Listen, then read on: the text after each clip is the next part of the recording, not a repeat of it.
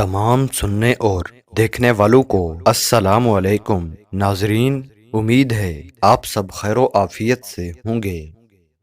آئی ہوئی مصیبت کسی بڑی مصیبت سے بچانے کا ذریعہ ہوتی ہے، اسی لیے حالات کو سپرد خدا ہی رکھنا چاہیے۔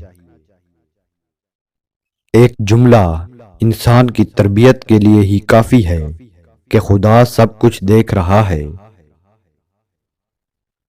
دکھاوا اس پتھر جیسا ہونا چاہیے جس پر دھول مٹی جمی ہوئی ہو اور بارش کے چند قطرے پڑنے سے پتھر نظر آنے لگے۔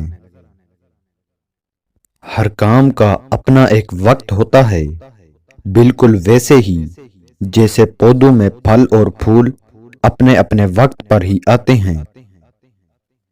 ضروری نہیں کہ ہر گفٹ میں کوئی چیز ہو۔ پیار، فکر اور عزت بھی بہت اچھے گفٹ ہیں، کسی کو دے کر تو دیکھو۔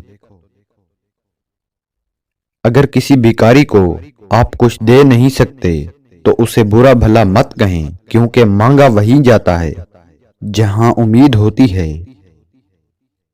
دوسروں کو سمجھانا عقل مندی ہو سکتی ہے، مگر خود کو سمجھا کر دنیا میں چلنا یہی سچا علم ہے۔ یہ مطلبی دنیا ہے صاحب، جہاں دکھ کی جگہ وجہ پوچھنے سے زیادہ اس کا مزہ لینے والے زیادہ ملیں گے۔ حالات کیسے بھی ہوں، ہمت رکھیں اور مسکراتے رہیں۔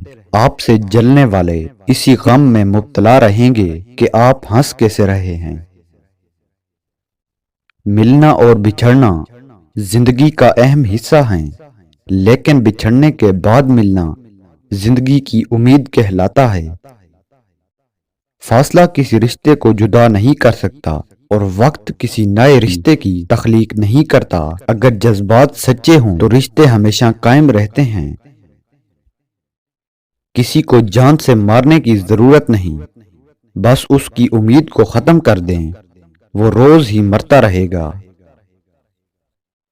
انسان کے اندر دو کمزوریاں بہت عام ہیں، بھلانے کے قابل باتوں کو یاد رکھنا اور یاد رکھنے کے قابل باتوں کو بھلا دینا۔ تم بس دعا مانگو، باقی اس پر چھوڑ دو۔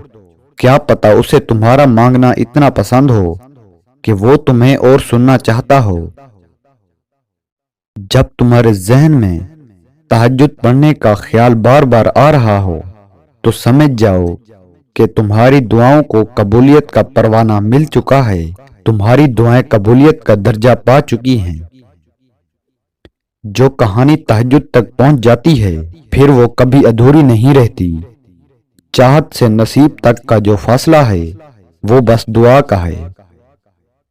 نہیں، یہ تڑپ اللہ نے پیدا کی ہے، ہر چیز نصیب کا حصہ ہے۔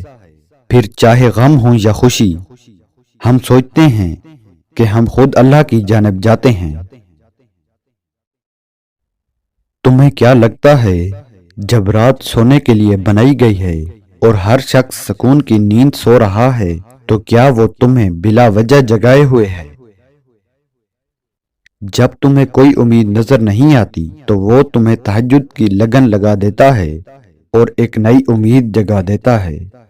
مرد اپنی جوانی کے اعمال سے اپنی بیٹی کا نصیب لکھ رہا ہوتا ہے۔